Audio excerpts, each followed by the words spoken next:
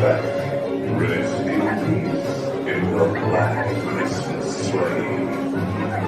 Your sleigh will accommodate one or two more. We hope you're prepared for what Jack has in store.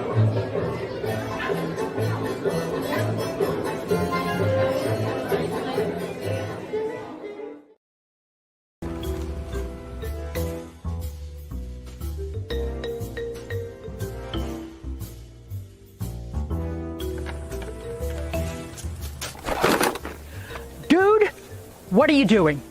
You said if I wanted to buy or sell a house in Central Florida that I should follow you. On social media! You got a link? Buying or selling a home, visit celebratingflorida.com or follow me on social media.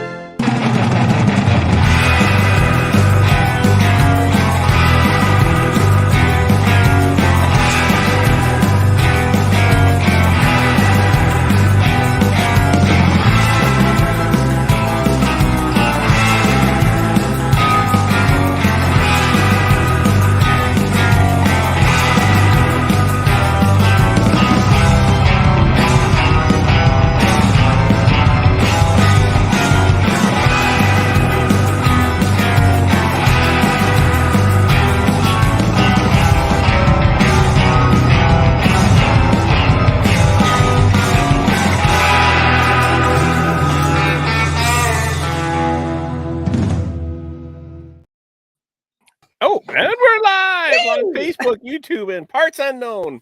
Oh boy! Yoo-hoo! Justin's logging in, so I haven't gotten him yelling "You are live" to us. He had internet issues. Welcome back to the show, Dave. Yes, welcome back for an unprecedented third time. It's great to be back. Oh, well, since we didn't get all the way through what we were going to talk about last time, that is why we have Dave back again, so we can talk about the House of the Future book. Yeah. It's going to be Susan is in the chat. Susan was one of the ones that said, "Can I enter the contest I'm in Canada?" And I said, you're right, I forgot. I don't think so. So yeah, so I'm hearing a real delay. Really? Yeah. I'm going to drop out and go back in. Yeah, Okay. you do that, and while you do that, we'll do the where in the world is Victor Naraki.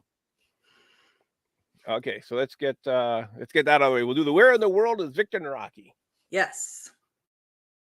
Where in the world is Victor Naraki? Alrighty, so I think we have a Christmassy one. Ooh. It's an interesting one. Let's see if anybody in the chat can. There's a bit of a delay. Andrew Prince has joined us. Welcome, Andrew. Hi, Andrew. Hi, Cindy. And who else we got? Hi, Frank. Lily. Oh my. Yeah. So this is, I'll say right now, it's Walt Disney World because Victor's in Walt Disney World. Dave, do you get to Walt Disney World as often as he's out again? You got Erica here. Welcome, Erica. I can't. Me either, Lily. Lily can't place this either. I might have to zoom out a bit. Let's try zooming out a little bit. This might help. It's in Disney Springs. It is not in Disney Springs. Really? Oh No. my gosh. I know that was my first. When I saw this picture, first thing I thought was Disney Springs. It totally looks like Disney Springs. I'm almost thinking you had to have been there at Christmas to know this one. Well, I've been there at Christmas a couple times. Okay, so Beatrice is guessing Magic Kingdom. Lily is guessing Epcot. So it is Magic Kingdom. The question is where in Magic Kingdom? It looks familiar. Yeah. Not Grand Floridian. Okay, so Beatrice took the photo there last week. Who knows? Beatrice knows. I know, she says. Okay, let me zoom out a little bit more. I think if I zoom out a little bit more, that will give it away. No. Maybe not. Hmm. Oh, Justin's back. We bring. Is it? Hi, Justin. Hi, Justin. We lost Dave while you were gone. Yeah. He was having internet issues also. He was getting echoes. Oh, weird. Yeah, let Dave. Okay, we'll bring him back on. He's coming back. All right. Okay. How's that sound now, Dave? You know, something's going on. Maybe try without the headphones. You know what? Something strange is happening, because even though when I quit out of the browser, I was still hearing you guys talking. Really? That's weird. Do you have another device? So you must have another device or something going. Your phone going, or your. Yeah. All right. I'm gonna dump out. No. My phone is off. My phone is off. Okay, so Lily is saying by the train station. You are close, Lily. Try without the headphones. I find sometimes if I wear headphones, I get it's weird too. If you have a speaker, just. That does look like by the train station. It is kind of by the train station, actually. Yes, but it's a certain building. Is it by the town hall? And the Easter Bunny took photos there. It is actually, Chris, you got it. It's City Hall. Yeah? Oh, Yeah. okay. Yeah, it's City Hall. Okay. Yeah. So I kind of don't want to do the. Oh, sorry. Why do I always every time? Justin. You always don't want a Justin? Okay. I always don't want a Justin. I don't always want a Justin either. I just that's always a problem for me. It's a good one. Yeah, so this Where in the World is Victor Naraki is brought to you by DisneyAtYourDoorstep.com or VictorNaraki.com. If you want to move in or around the Orlando Disney World area, Victor's the guy you want to talk to. He has the ins and outs. He knows the neighborhood. He knows the houses. He knows the good builders. He knows all that stuff. Yeah. And more to the point, he knows exactly where you need to be close to the magic. He can tell you if you'll be able to see the fireworks from your house. Exactly. Yes. If I ever win the lottery, I'm going to call Victor. The question is, do you call Victor first or do you call your husband first? Because I'll probably call Victor before I call my wife. Mm-hmm. Yeah, I definitely would be calling Victor first. So, and then I say, guess what? I won the lottery. Okay, how's that, Dave? I'm back, and I think everything's in sync now. Okay. Oh, good. There we go. Excellent. Perfect. Excellent. Okay, I'm glad you're back in time because I picked the Disney detail specifically because Dave's here. And because we're talking Tomorrowland and we're talking the House of the Future. So I'm really proud of this. I want to know if Dave knows about this detail or not. Okay. So let me play the intro.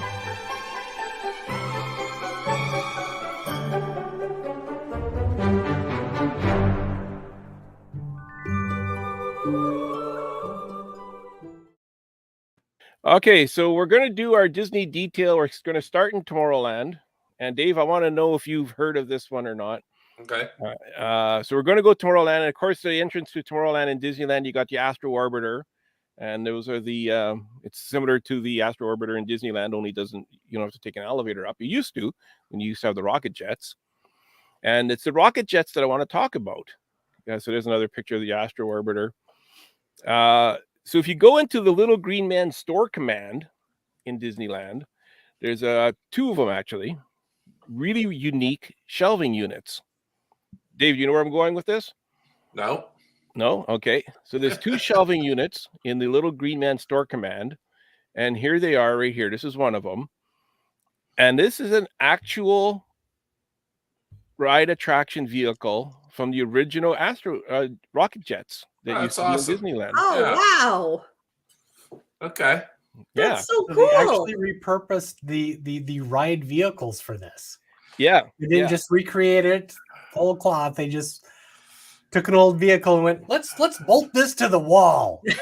Well, you know, I have to say they put in these little Easter eggs when they refurbish things, because I know, like, when they put the Star Tours ride in, that's where Adventure Through Inner Space used to be, you know, and so there's a little homage to the ride vehicle from Adventure Through Inner Space in the Star Tours queue line. Oh, cool. So I think it's one of those things that there's a lot of those kinds of things buried around the parks. Yeah. So but this is an actual ride vehicle. That is so cool. Yeah. And even you can see here it has the controls at the top that would control your up and down and your pitch, I think, that the rocket jets used to have. It's awesome. And if it's repainted, because here's a picture of the original rocket jets. And these went from what year did they go from? I think till 72. And they repurposed them. I wrote it down. I can't remember where I wrote it down though. Oh, I had it on my phone. Fine, where you've written it down. It's like not having it written down. I remember I wrote it down. I wrote it down on my phone. Which isn't turned on. But yeah, I thought that was really cool. I thought that was really cool detail. Yeah, that is very cool. So, Love it. Dave, next time you're in Disneyland, you could take somebody into the Little Green Man store and you could say, see this shelving unit? This is an original ride vehicle. There's a detail I want to show you. Yes. Yeah. So I thought that was a cool one. And that is, of course, brought to you by MEI and mousefantravel.com. If you want fee-free vacation planning, you can book with Becky and her team. They know what they're talking about. They book all my trips, and it doesn't cost me anything more. Yep. It's great to have if anything does go wrong, because then you just contact them and say, hey, Chicago airport's closed down because of a snowstorm. I need to stay a couple extra days. Poor me. Can you book me a room? And they take care of it. I don't waste vacation time looking for it because I've already booked with them. So there's that. All righty, Dave. So part 2, last time we talked to you, we were talking your Haunted Mansion book. Nope, Nightmare Before Christmas. All right. Yes. Nightmare Before Christmas. You were thinking of the overlay, Stan. Stan and his names. So we got the House of the Future. I don't even have to hold up a book. You've got a great picture. And I have one here too. And Chris, there you go, Chris. There you go. I'll hold up this model of the House of the Future. Yes. Here we go. So let's take a look at this. So this is a 3D printed model. This is a 3D printed House of the Future.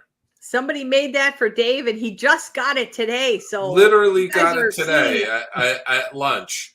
My friend Leonard, who is a retired Imagineer, has a 3D printer at his house, and he printed this for me. That is amazing. That is it's pretty cool. Yeah. Frank's talking about the detail here. That is cool. I don't think I went into that store when I was there. That store actually has quite a few cool details in it. I think that's also the store that has the stormtroopers on the top with the ears on the crates. Frank's never been to Disneyland. Wow. You gotta go. Oh wow, Frank, you need to go. Yeah. Hey, I feel for you, Frank, because the first time I went to Disneyland was 1980. So, and I have so many friends who grew up in Southern California, and they were going to the park. Like, I have a good friend, Ted. He was at the park opening week in 1955. Wow. Oh, wow. Yeah, Frank wants to go badly. Yeah, I want to go back. I think right now I've had a choice between going to Disneyland or Disney World. I kind of want to go back to Disneyland. It's Me too. Oh, Mary made it. Welcome, Mary. You missed you haven't missed much. You missed the detail, which was a really cool detail. Yeah. Well, and you missed my 3D model of the House of the Future. Here we go. So let's talk about this book. So of all the attractions, of all the places, of all the, the history of all the gin joints. Yeah, what made you choose the House of the Future to write about? Because I hadn't gone to Disneyland until 1980. I grew up on the East Coast, so I actually had gone to Disney World a couple of times after Disney World opened in 71. And so in the mid 1970s, I went down to Disney World. The first time, I think it was 1976 during the bicentennial. Hey, that's when I was there the first time. Yeah, and then I went back a couple of years later, and then I moved out to Los Angeles, and so I think I was in Los Angeles a month or two, and I made it down to Disneyland in 1980. So, but the House of the Future was one of those attractions that was long gone, and it was an attraction that I really, was intrigued by. I loved the design. I really wanted a sense of, I had this sense of really wanting to have seen it, and so I decided to do a book on it. To give myself that tour of the house as best I could. I wanted to make it as much of an immersive experience in a book, so that when you finish the book, you kind of felt like, okay, I never saw it in person, but I feel like I've seen it. Yeah. And that was really my goal. I could see that. I could really see that. For people that aren't familiar with the House of the Future, I got a little 1-minute clip here that kind of explains at least the kitchen. So let's kind of take a look at this. And what a kitchen. If you want more light, press a button. Any intensity of light through polarized plastic ceiling panels. Soft light, shadowless light. A dishwasher, of course, but this one unlike any other. Washing is by ultrasonic waves. And the dishwasher is also the storage place for dishes. Plastic dishes, of course. Yes, living here could be fun, even to setting the table.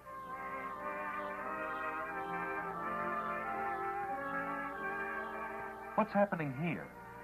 In an ordinary house, we'd be talking about the refrigerator and freezer. But in this House of the Future, we call them cold zones. 3 of them, each lowered to handy position at the touch of a button. One zone for regular refrigeration, one for frozen, and one for irradiated foods. Design and science combined for the utmost in convenience and food preservation.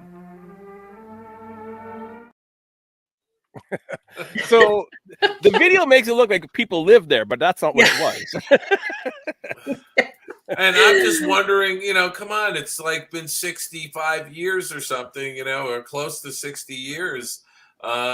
Where's all those push button cold zones in our kitchens, Well, the other thing too is that the most impractical or cold zone you've ever seen. It like it's great if everything is like this shaped. Yeah. Like it's really tall and not much room. If you want to stack your oranges straight up on top of each other. Yeah. I think it kind of reminds me of Europe, and in Europe they have these very small refrigerators, and people tend to go to the market more frequently, but buy smaller amounts of food each time. Yeah. So. Yep. Well, that dishwasher. Hi, Clarita. Yeah, the dishwasher is kind of. I thought what was interesting about the dishwasher was that it was ultrasonic. It used sound waves to clean the dishes, but it also used about a cup of water for each cycle. And I opine on it in the book that with the droughts that we continue to have all around the world and the scarcity of water in some places, that maybe it's time that they look at updating an ultrasonic dishwasher, because it uses a lot less water than a regular dishwasher. And I'm sure the technology is much more advanced than it was back in 1957, Well, what was interesting though is not only do you wash your dishes in there, but you also store them in there. Yes. Yeah. Who puts their clean dishes or their dirty dishes in the and their clean dishes in the same cupboard. Like it's just, I know. So you'd have to do them all at the same time and then store them all at the same time clean. Yeah. I thought I don't know. I just that seemed really weird to me. There was a lot of things in the house though that they talked about that did happen. Yeah. I think the original concept was that this was going to be the house for 1986. 87. So it was supposed to be 30 years into the future. Right. So some things are kind of new now that we're in there, and some things we did get before then or during then. Yeah, I mean there's things like the use of safety glass in homes really started to grab hold after the House of the Future. It was used in the House of the Future. The fiberglass shower tub enclosures that are basically in every new home nowadays. That's an outgrowth of what the Crane Corporation did with doing a molded fiberglass bathroom unit. And so, there were things like that. They had video telephones that didn't work, but the concept, they were telling the public, you'll be able to, the housewife of the future will be able to be on the phone with her butcher and be able to pick out cuts of meat over the video phone, while she's talking to the butcher. And also, central air conditioning, putting scent into the ventilation system, which was available again in the House of the Future. There was a lot of partner companies that were also showcasing products like the latest TV models or the latest telephone models. The Princess phone from AT&T made its debut in the House of the Future. I think it was in 1959, if I remember correctly. It's in my book. But it didn't actually become available to the public until I think 1961. And there was also a lot of very well-known industrial designers that were involved with designing aspects of the House of the Future and some of the furnishings. Well, even like the touch tone phone. Yeah. That was something that was introduced in the House of the Future where at the time it was all rotary dial for the most part. Yeah, exactly. And now that's commonplace, so there a lot of the things they did have. One of the ones, it's actually on the next video I have here. And that's like I got a Ring doorbell now, and that's kind of introduced. Yeah. And I talk about that in the book because it really is a, decades early version of a Ring. Yeah. Yeah. So here's this is a shorter video here. You might have to turn the volume up a bit. For the grown-ups, another bathroom completely molded in 2 pieces with features that seem pure fantasy. Built-in electric razor and electric toothbrush. And here is something we'd all like to have. The same push-button phone we saw on the dressing table, but with the added attraction of a closed-circuit television receiver. The picture on the screen? Oh, that's of whoever is standing at your front door. You see him, but he doesn't see you. And you can give him any message you want over the 2-way communication system. Adjustable, shadowless ceiling lighting, of course, with panel-lesson panels for night light. The bathroom of the future in the House of the Future. There you go. Yeah, I love the panel-lescent fluorescent. It's not fluorescent. It's a panel-lescent light. It was essentially a panel that had a phosphorescent coating on it, and they had electrical leads hooked to it that excited the phosphorus, and it glowed in the dark. It was like a night light without it being an actual light. Oh, cool. Yeah. I want to keep picturing Jane Jetson going around this house. I'm not sure about having your shaver built into your house and your electric toothbrush being built into your house, because those things are going to break down eventually, whereas your house is supposed to last more than 8 years. How's your connection, Justin? You with us now? Let's hope so. I made a couple of network changes on my computer. I'm not sure entirely what's going on, but I had the same problem a couple of nights ago when I was doing something else. So Okay. Well, You don't have any cats running around there stepping on your power strip, do you? I threw my cats no, out of but the I do room have a tonight. virtual machine running on my computer, and it seems like the networking for that took over for some reason. Okay. Cindy remembers growing up in Disneyland and in the late 60s and 70s, and she would go when it opened and stay till close. She'd be at the park all day. So Cindy, do you remember the House of the Future? Because you would have been there at that time then in Disneyland. Frank is saying it's interesting. Electric razor he's using is plugged in. Now, when you get an electric razor, one of the things they say you never shave it when plugged in. Yeah, mine doesn't even work when I have it plugged in.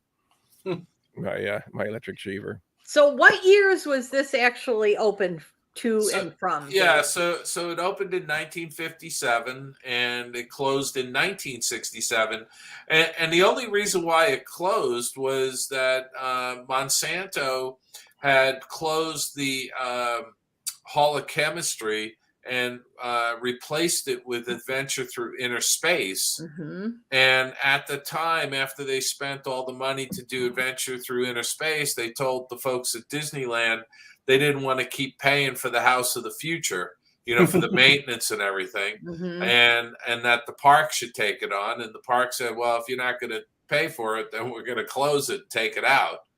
And that's exactly what happened. But by 1967, there were over 20 million visitors who had gone through the House of the Future. That's incredible.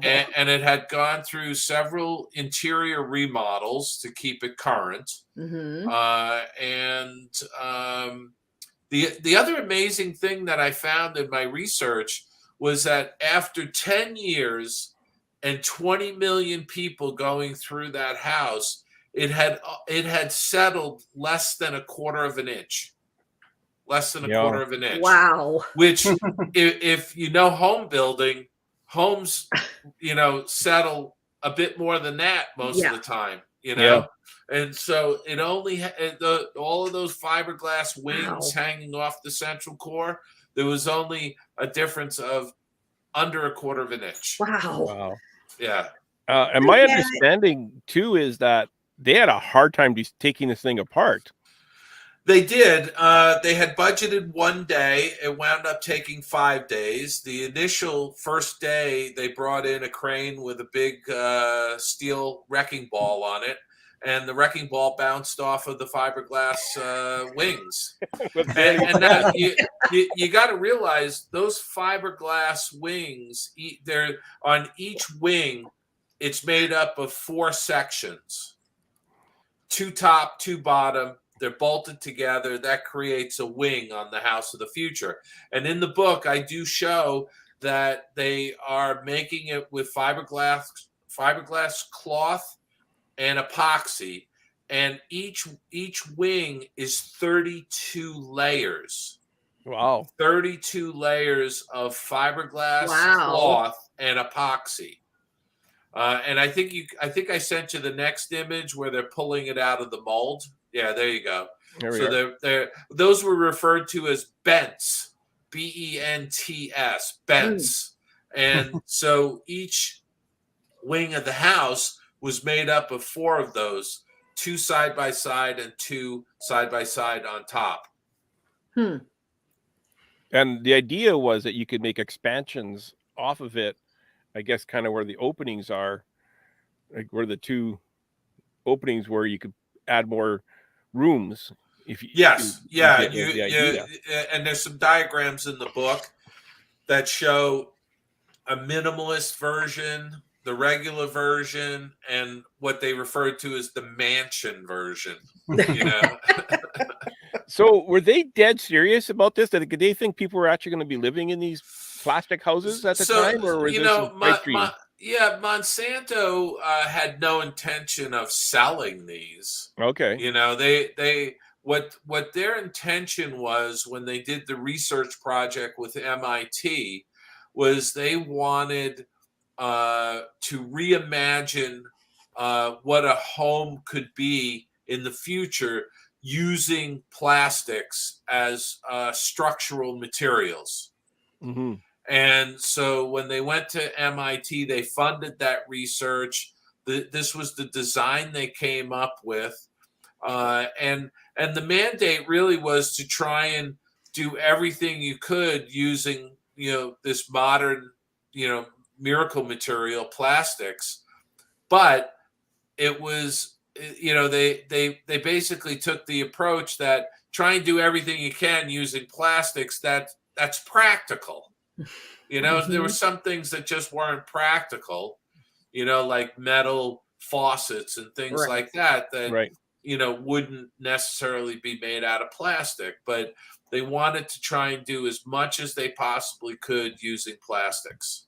Yeah, I never thought about like the faucets and stuff like that, but yeah, Mhm. it doesn't seem. I like that video we watched where she says like using plastic dishes, of course. Yeah, and the other thing too was when the house opened, there were cast members inside that were talking to guests and doing surveys, and they were it was sort of a living research center. Everybody that was passing through, they were asking opinions. People were asking for information on things like acrylon fibers, which they showcased in the house, that eventually were available at carpet stores and out in the world that people could purchase.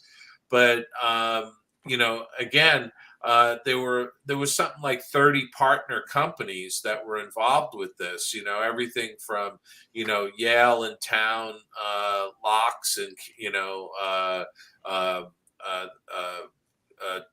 door hardware and that kind of stuff, to Zenith televisions. They were putting the latest model TVs in. There was a lot of that was going on while the house was in Disneyland, and it was a free attraction. And as people walked through it, there were people asking, what do you think of this? What do you think of that? Doing surveys and things like that. And there's some pictures in my book where you see a cast member in a white shirt and a skinny black tie, holding a pad and a pen, talking to a guest who's going through the house. I had no idea that Disney would do surveys like that back then. Like they do. Like now, it's hard to get from one end of the park to the other without running into a survey. Yeah, but I think when you got to think back to 1955 when Walt first opened the park. He couldn't have opened the park without sponsors and without the mom and pop shops that he leased space to along Main Street USA. Yeah. You got to remember, Main Street USA had like a bra shop, a china shop, it had an Upjohn pharmacy, and those were all operated by mom and pop operations, with the exception of Upjohn. I mean, that was Upjohn Pharmacy had the pharmacy there, but there were these small shops that were leased to people, and by 1965 they were phasing out those lessees. And the park was taking over those spaces for themselves to operate. And also the idea of having sponsors was starting to wane a little bit because the park was making so much money. They didn't really need them, but Walt needed them when he opened the park in 55. Right. Absolutely. So speaking of Walt. So this is 1956 at the New York Coliseum. There was a plastics convention. I think it was like the 7th annual plastics convention, and Walt was there. They were showcasing this House of the Future, and the guy holding one of the bents off the model, the tall guy, is Marvin Goody, one of the architects. And I talk a little bit about him and his partner Richard Hamilton, who is misidentified in a famous photograph of Marvin and what people claim is Richard sitting in front of the House of the Future. And if in the beginning of my book, if you have it, you'll be able to see that I actually correctly identify Robert Whittier is the guy sitting. He's the project engineer for the House of the Future. And Richard Hamilton is an insert image that I got from MIT. And sadly, Richard Hamilton passed away in 1959. And I'm not sure of what or how. There's very little background information on him. This gentleman looks very familiar. I couldn't tell you who that is, unless, hold on a second, because I'm going to open up my copy of the book. Because now I want to see if I actually had identified them in the caption. Here's the page he's talking about with the correct identification. It's actually page 22. Yeah. So that is, it only mentions Marvin Goody and Walt Disney. Okay. So I don't know who the other individuals are. I wasn't able to find any information on those other people in any documentation associated with the photograph, which I got this photo from the MIT archives. Okay. Charlie's saying it was neat that the picture phone was featured in House of Tomorrow, but not seen in an operational state until Bell Telephone exhibited in the late 60s or so. Right. Yeah. But again, I think that's the cool thing about these visionaries, who were putting out things that were so fantastic, and it was decades before some of those things came to fruition.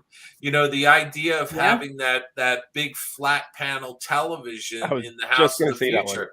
Yeah, I mean that is 60 years in advance, or 50 years. And now, now we all have flat panel televisions. We have flat panel computer screens. You can go to Costco and get a flat panel for next to nothing. Right. Yeah. You can't even find a screen that's not a flat panel anymore. Right. Yeah. So is it? Where is this photo? This must be opening day, I'm guessing. You got the band playing. So this is a shot of opening day at the House of the Future, and this is the walkway that goes down to the Matterhorn. So where the photographer is, the castle would be to his back, I believe. Yeah, I think so. And then the one thing I did want to point out, maybe you can move your cursor to it, but if you go to go straight up, not too much further, no, back down. There's a little gray wall behind the band guys. Oh, right here. That? Yeah. That's that's the retaining wall that's still at the park. Okay, everybody says, "Oh, that's the foundation for." No, the foundation is gone, but the retaining wall, which is right there, is what is now covered with foliage and shrubs that you can see when you enter to Pixie Hollow. Right. I was just gonna say that's where Pixie Hollow. Okay, that makes sense to me because I've seen pictures of that with it has like almost military. It's painted green. Over top it's painted green, and there's like shrubs in front of it. You have to kind of part the shrubs to actually see it. So this part here is round. No, that is a 16 by 16 foot square. Okay. But you see, but that's not the part that's there. No, it's this retaining wall right behind those band members. Okay. And that is what is still there. And the reason why it's a retaining wall, it's actually fairly thin, whereas the foundation is much thicker. Okay. And the foundation, like I said, isn't there. That's gone. And my understanding was that this part here was supposed to hold like the power box and the hot water tank and stuff like that. So that 16 by 16 foot foundation is called, they refer to it as the core. There's all the utilities are inside that.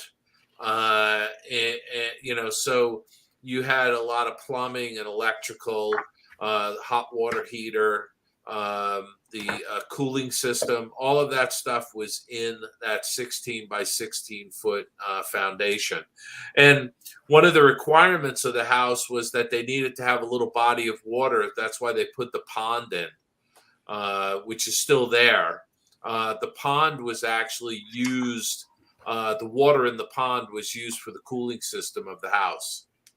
Okay, sure. That's fascinating. Wow. And so, this is great image because after I talk about, the origins of the House of the Future and, MIT's involvement, Monsanto and all of that, we get to this page where there is this diagram. And after this, each of the chapters is in the order that you would have taken the tour. Cool. So as you walked in, you would have seen the kitchen. Then you would have gone to the children's rooms. You would have then gone to the parents' room. Then you would have seen the bathroom. And then from there, you would have gone into the living room. And then from the living room, you would have seen the family room, the dining room area. So I purposely set the chapters up exactly the way you would have seen it had you walked through the house. Very cool. Very cool. Now, something I couldn't find anywhere, I don't know if you have in the book or what, toilets. I couldn't find any pictures or any video or anything. Oh, the toilets are in there. I'm assuming they are, but I've yet to see a photograph of it. Oh, there's a whole full page images in my book of the bathroom. There's a great color image that shows the toilet with the lid closed, of course. But it's not my I was kind of say, toilet. you have to buy the book to see it, but okay. It's round. It's a round toilet. You see there that? we go. Okay. It looks rather small to me. It does look small. Yeah, it looks like something you'd sit on to put your makeup on. Yeah, exactly.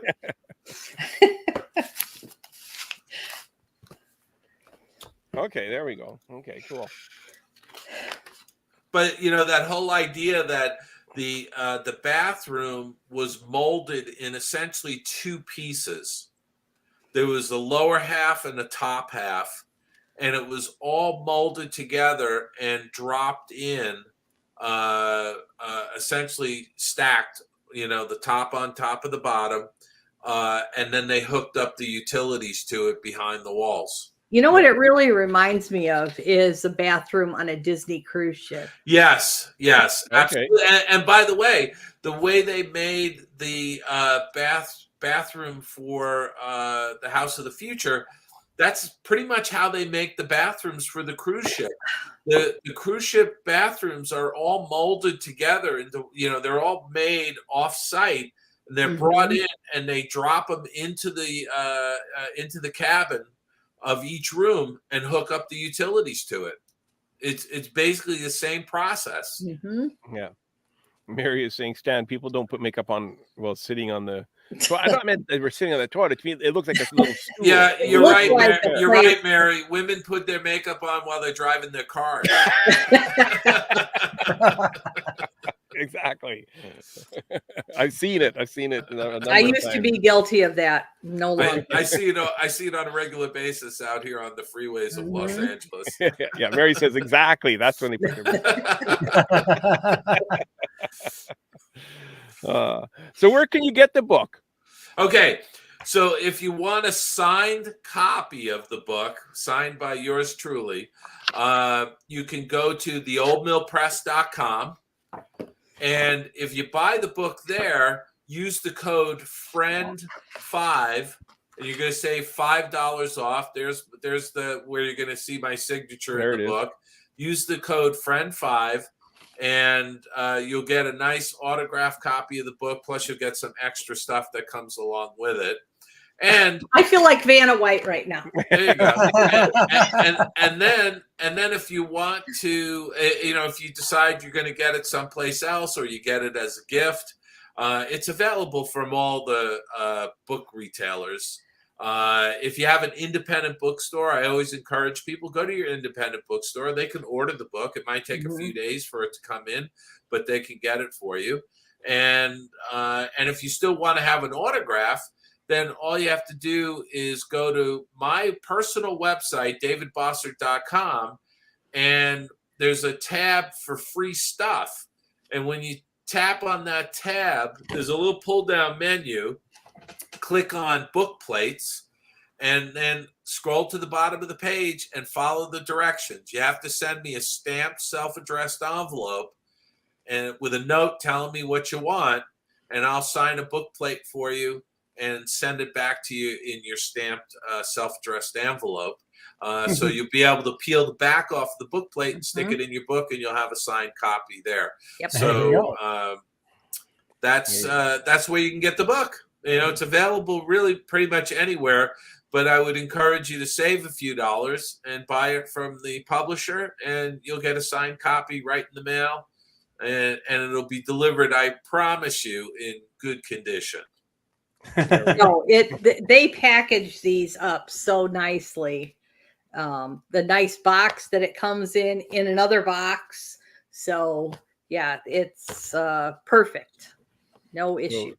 So go to oldmillpress.com, use the code FRIEND5, you get $5 off, and you get a signed copy. To me, that sounds like the best way to do it. And you get extra goodies too. Yeah.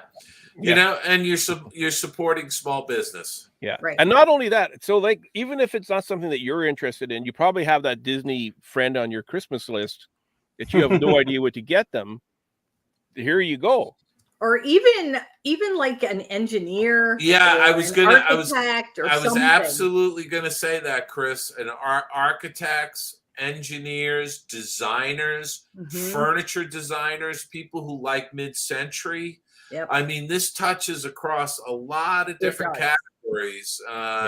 And I take really a lot of pride in the fact that I did a tremendous amount of research in finding out who the designers of some of the furniture pieces were in the house.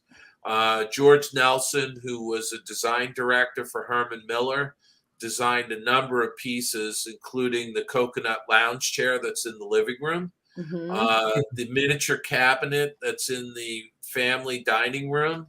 There's also the Nelson swag leg desk that he designed. And by the way, all of those pieces, believe it or not, are still available from Herman Miller. They still make them. They're updated with some color, different fabrics and things. But one of my favorite chairs, and I mention it in the text, is the coconut lounge chair in the living room. I just love it, the simplicity of it. And, you know, you can still buy it if you want to spend $5,000 on a chair. Actually, I need a chair. Yeah. Now in the parents' bedroom, there's another chair. And Chris, if you go to the chapter on the parents' bedroom, the first full page picture of the housewife of the future fixing a pillow on the chair, it's actually called a bird nest chair. A bird nest chair. And believe it or not, 2 weeks ago, do you see that chair? Okay. All right, that's 1957 that picture was taken, right?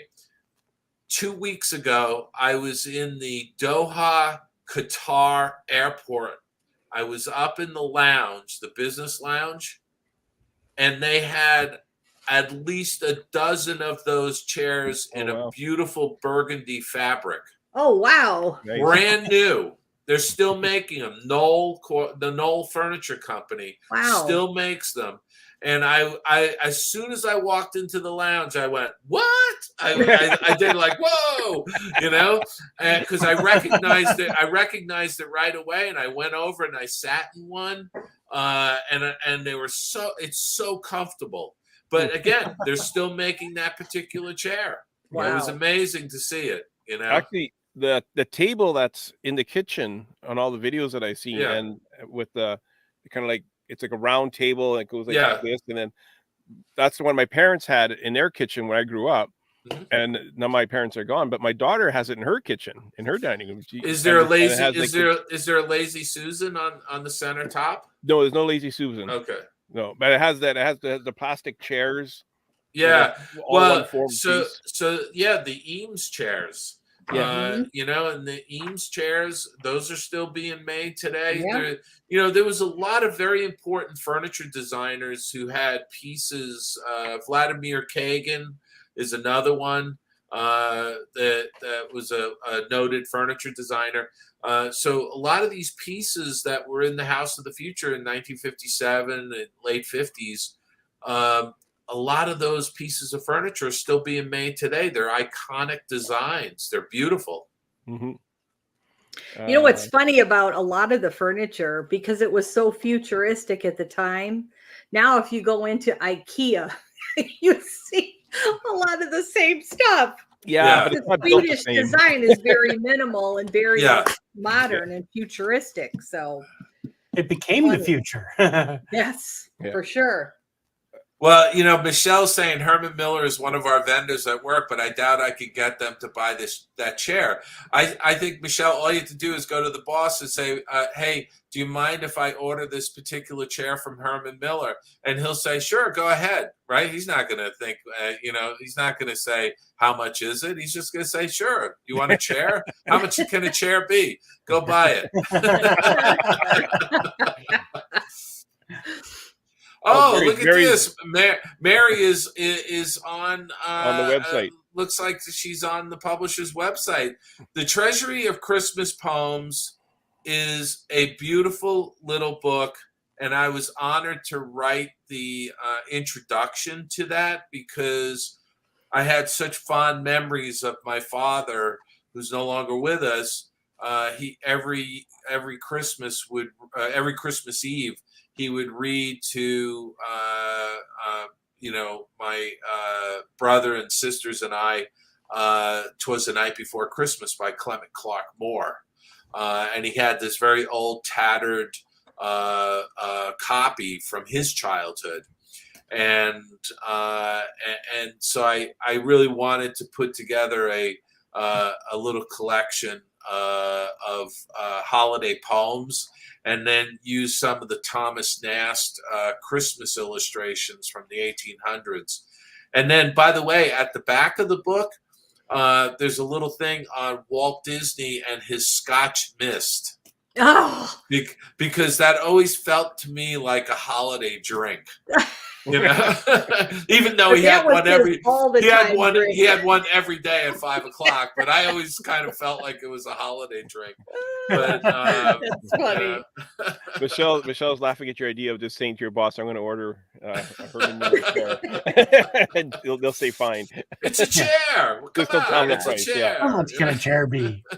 I have a comment up here I want to get to. Oh, I do want to show you guys something really cool. Yeah. So, you see this? Oh, here. That's what I was just going to get to. Right here. There it is. This is a flat card, everybody. You see that? And then when you open it, the House of the Future pops up. Look at that.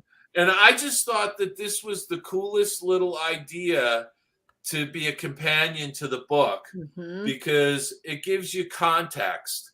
You have this little model sitting on your table as you're reading The House of the Future.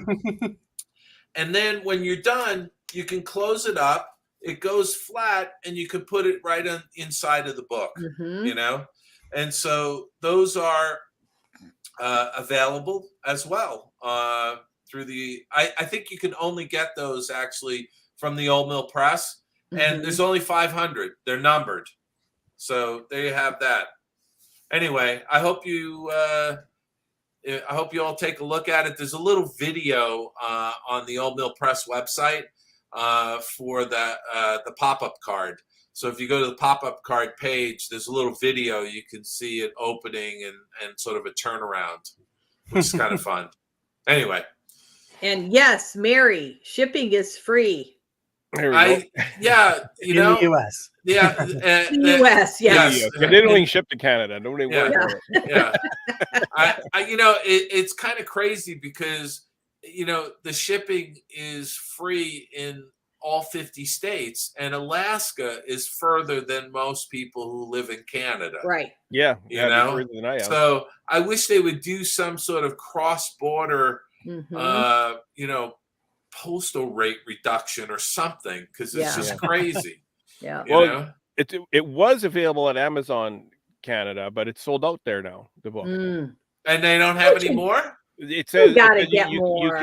you can order it and they'll ship it to you once they get it. So it sounds like they're getting more. So Stan, I'm going to say I'm super happy the book is sold out. Yeah. Okay. I mean, that makes me feel good, But I will say to my friend Stan, I'm sorry it's sold out. Yeah. I bet they're gonna get more. I should have ordered it when I had the chance, because it was available. I saw it was available. I went, I was on the fence. You know what? I'm going to order it. I went and it's not available. Okay, I'll go to Old Mill Press and get it. Oh, they don't ship to Canada. Well, I'll get it eventually. So are we doing a giveaway with the cards? You know something? Yeah, I think, you know what?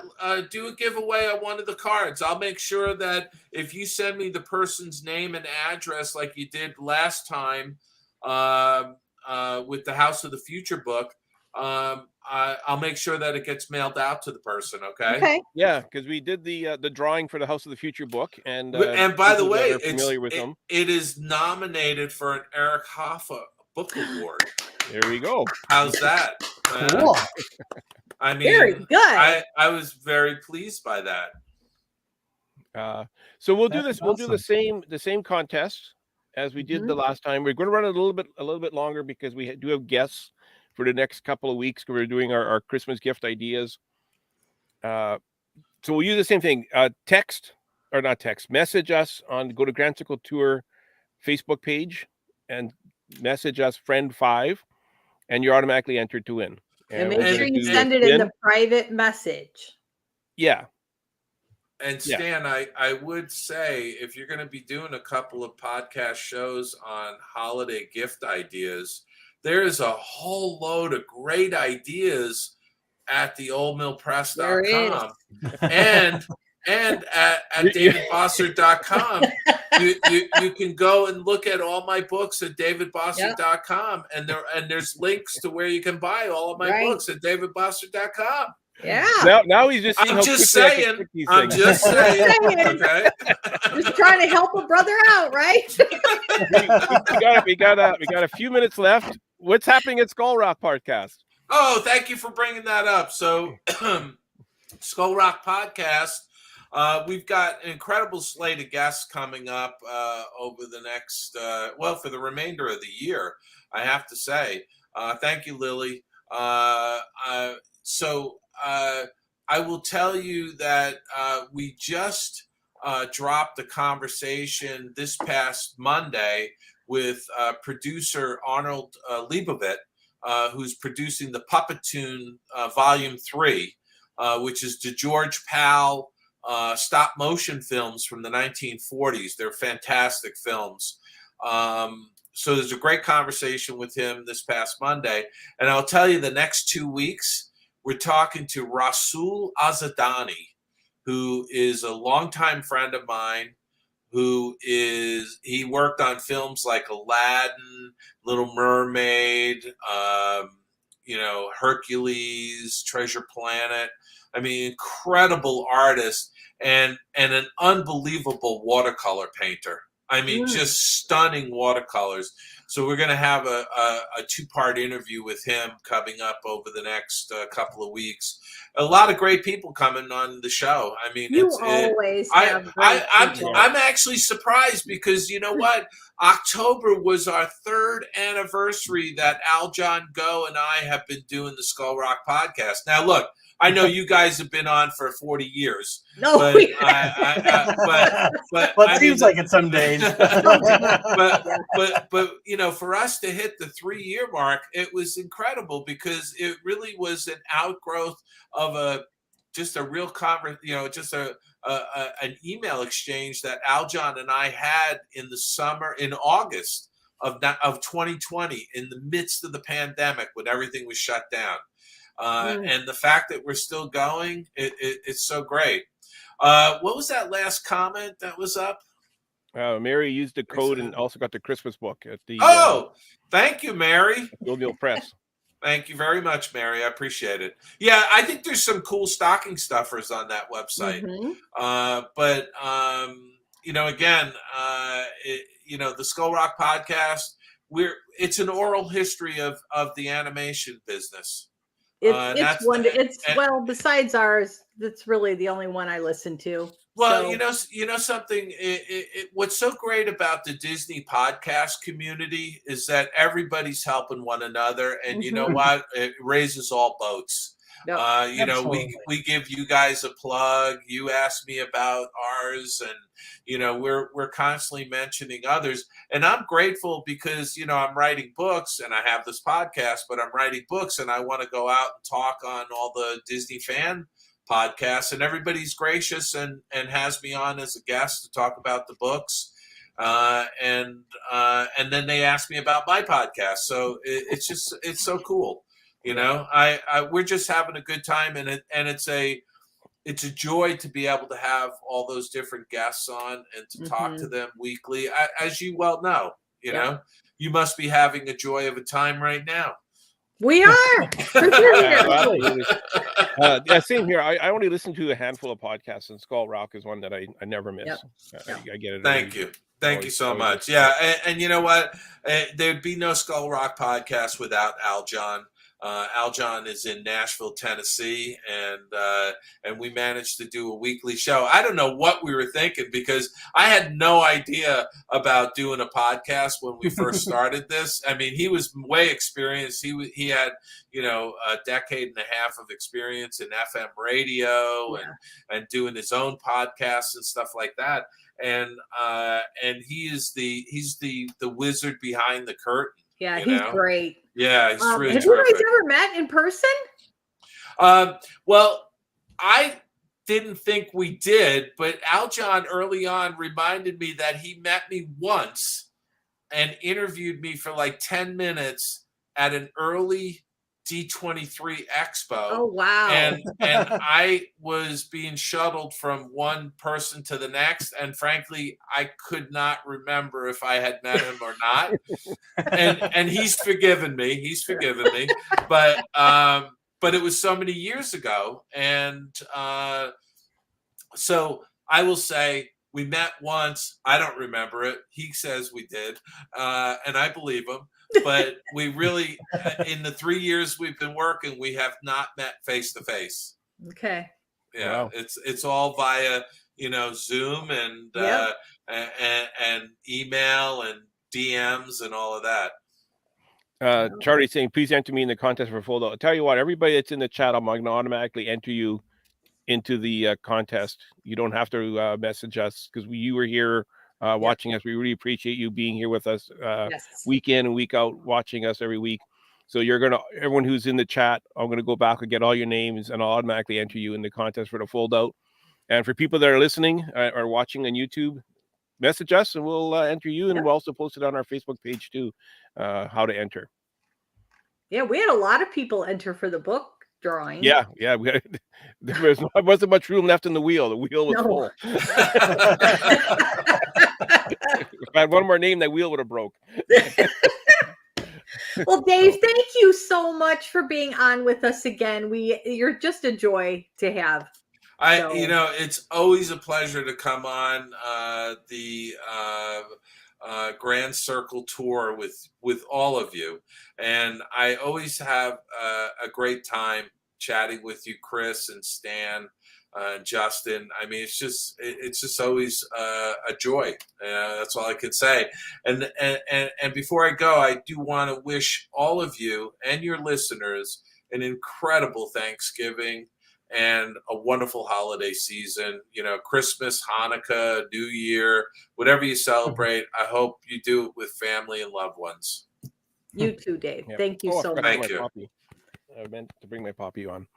Remembrance Day and Veterans Day this weekend. Veterans Day. Yes. That's it. Yeah. Yes. Yep. That is true. All right, everybody, stay safe. Thank you so much for coming on, Dave, and we'll see you next week. Next week, we're going to have a chocolatier on who specializes in making Disney-shaped chocolates. Yes, and nice.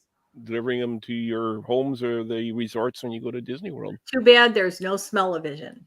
Hey, if you don't mind, I do want to plug one thing that might be of interest to your listeners who are in Southern California. But on Saturday, and I'm gonna have to wing it here, but I'm thinking it's okay. It is Saturday, November 25th. So it's the Saturday after Thanksgiving. Mm-hmm. I'm going to be signing books in the retro House of the Future suite at the Howard Johnson's next to Disneyland in Anaheim. Okay. I'm going to be there from noon to 5 p.m. at the Howard Johnson's Hotel in the retro House of the Future suite, which, Chris, is in the back of the book. It's part of the epilogue. Yes. And so you can see some of the pictures in the book. But if you're in Southern California, in the Anaheim, near Disneyland, and you want to come over and get away from the shopping malls, quite frankly, come over to the Howard Johnson's next to Disneyland in Anaheim and the retro House of the Future suite. You'll actually be able to walk into the suite and experience really as close as possible to the House of the Future. Cool. So I went to the Howard Johnson website trying to see how much that suite would cost to rent, and I couldn't find it anywhere. Can you not rent that room? Oh, yeah. Yeah? Oh, yeah. I couldn't find it for the life of me. I think it's a 2-night minimum. Okay. And I'm not exactly sure how much it is, quite frankly. By the way, Nancy and I stayed in it. Did you? For a night last year, about a month and a half, 2 months before it opened to the public. Oh, wow. Nice. And it was it was a trip. It was fantastic. It really was. They had a vinyl record player hidden in a cabinet, and they had it stocked with vintage period music, like Frank Sinatra and, Tony Bennett and those kinds of, it was just absolutely fantastic. There we go. 2 nights, I think, is $2,000. There we go. Wow. See, I don't think my iPad would allow me to find it. That's probably that's why you couldn't see the price. Wow. Well, all I can say is if you got $2,000 to burn on 2 nights, go for it. I'll tell you, we had a great time in there. It was fantastic.